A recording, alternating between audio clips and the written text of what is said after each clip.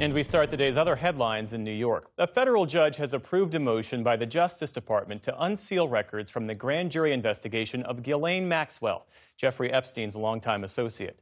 Judge Paul Engelmeyer had rejected such requests in the past, but today cited a new law signed by President Trump that requires the government to release files related to Epstein by December 19th.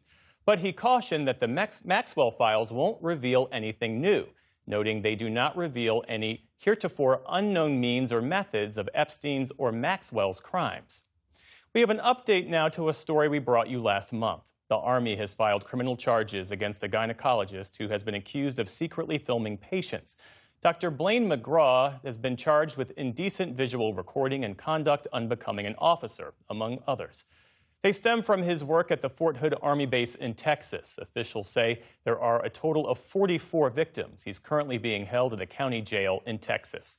President Trump is doubling down on threats to expand U.S. military operations against drug trafficking targets.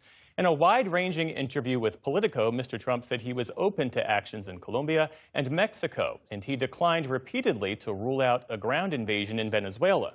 It comes as administration officials briefed top lawmakers today on the military's nearly 24 strikes against alleged drug boats in the Caribbean and Eastern Pacific. Democratic lawmakers are pushing Defense Secretary Pete Hegseth to release unedited video of a September strike in which 2 survivors were killed as they clung to the wreckage of their boat. His answer, we have to study it. Well, in my view, they've studied it long enough, and Congress ought to be able to see it. I told him that every member of Congress, so many members of Congress, Democrat and Republican, had a right to see it, wanted to see it, and should see it. Also today, Navy Admiral Alvin Halsey, who will retire from command of the campaign to destroy alleged drug boats, held a separate classified video call with lawmakers. Honduras is seeking the arrest of the country's former president, Juan Orlando Hernandez, who was pardoned by President Trump and released from a U.S. prison last week. The Attorney General of Honduras is asking authorities there and Interpol to execute a 2023 arrest warrant for Hernandez over fraud and money laundering charges. He was sentenced last year to 45 years in prison for helping move tons of cocaine to the U.S.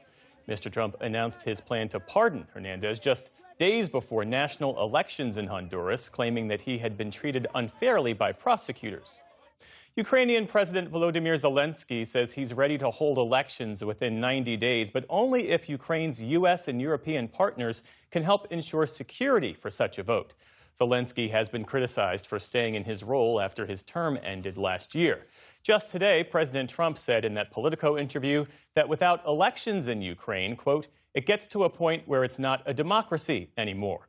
Zelensky has said it's unsafe to hold a vote during wartime and has pointed to Ukraine's constitution, which bars elections while martial law is in effect.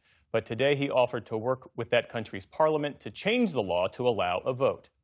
Australia has officially rolled out the world's first social media ban for those under the age of 16. It's up to the companies to decide how they enforce the ban. 10 platforms, including Instagram and TikTok, face fines of up to $30 million if they fail to comply. One high schooler who is part of a lawsuit challenging the ban says it's unfairly cut off his access to the broader world. As young Australians, we will be completely silenced and cut off from our country and the rest of the world with this ban.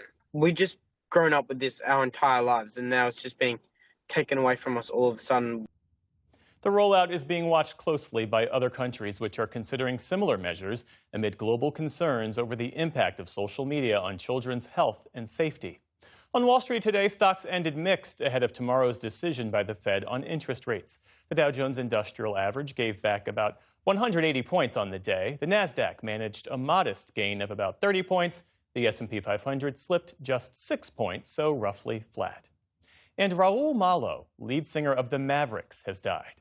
There goes my heart, breaking two. He helped write some of the band's most popular songs, including There Goes My Heart from 1994. He co-founded the Grammy Award-winning group back in 1989, fusing alt-country, Americana, and Latin sounds.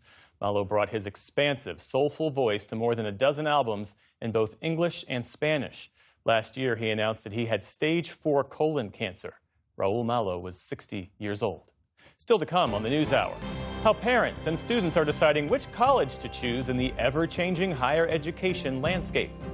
A man wrongfully detained by ICE discusses his arrest and treatment in an immigration facility. And our list of the best books of 2025. This is the PBS NewsHour from the David M. Rubenstein Studio at WETA in Washington and in the West from the Walter Cronkite School of Journalism at Arizona State University.